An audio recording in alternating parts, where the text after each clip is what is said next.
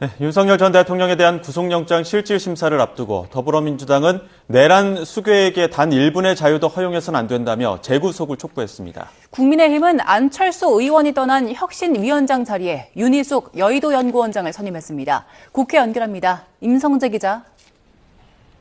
네, 국회입니다. 네, 이제 윤 전 대통령 영장심사까지 4시간도 채 안 남았는데 민주당은 관련 내용에 집중했다고요? 네, 민주당은 내란 수괴에게 단 1분의 자유도 허용해서는 안 된다며 윤 전 대통령 재구속을 촉구했습니다. 김병기 당대표 직무대행 겸 원내대표는 오전 최고위원회의에서 윤 전 대통령을 감옥으로 돌려보내야 한다고 강조했습니다.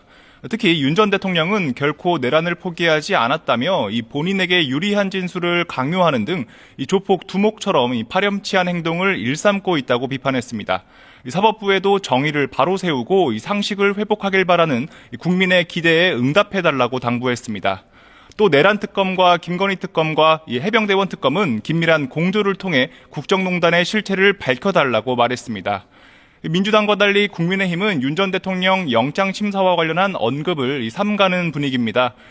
표면적으로는 윤 전 대통령이 지난 대선 전 탈당한 만큼 선을 긋겠다는 건데요. 계엄이나 특검과 관련한 수사가 속도를 내는 상황에서 자칫 당으로 전선이 확대될까 봐 조심하는 기류가 역력합니다. 네, 국민의힘은 안철수 혁신위원장의 사퇴로 어수선한 분위기인데 후임이 정해졌다고요? 네, 국민의힘은 오전 비공개 비대위 회의를 열고 안철수 의원의 사퇴로 공석이 된 혁신위원장의 윤희숙 여의도 연구원장을 선임했습니다. 송원석 비상대책위원장 겸 원내대표는 회의 뒤 기자들과 만나 중도보수를 대표하는 경제통인 윤 원장이 수도권 민심과 정책 전문 정당으로 거듭나도록 조타수 역할을 해줄 거라고 확신한다고 말했습니다. 윤희숙 위원장은 YTN과 통화에서 당원 중심으로 상향식 분권형으로 당의 체질을 바꿔야 한다고 강조했습니다. 또 8월로 예상되는 전당대회 전엔 혁신위 활동을 마무리하겠다고 덧붙였는데요. 국민의힘은 이를 관리할 당 선거관리위원장엔 황우여 전 비대위원장을 선임하기로 했습니다. 이른바 안철수 후폭풍으로 인적 청산 목소리 나아가 당내 계파 갈등이 재점화하는 양상인데 혁신위 활동이 불을 끌 수 있을지 주목됩니다.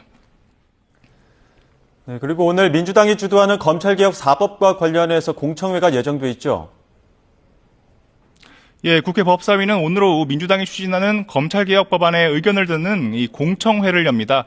검찰청 폐지와 공소청 신설 등을 골자로 하는 검찰개혁 4법과 관련해 법조계와 학계 관계자들의 의견을 들어보는 겁니다. 이와 관련해 문진석 원내운영수석부 대표는 석 달 안에 검찰개혁 입법을 마무리하겠다는 원칙을 재확인하며 이 기간 안에 입법 그림을 만드는 게 중요하다고 강조했습니다.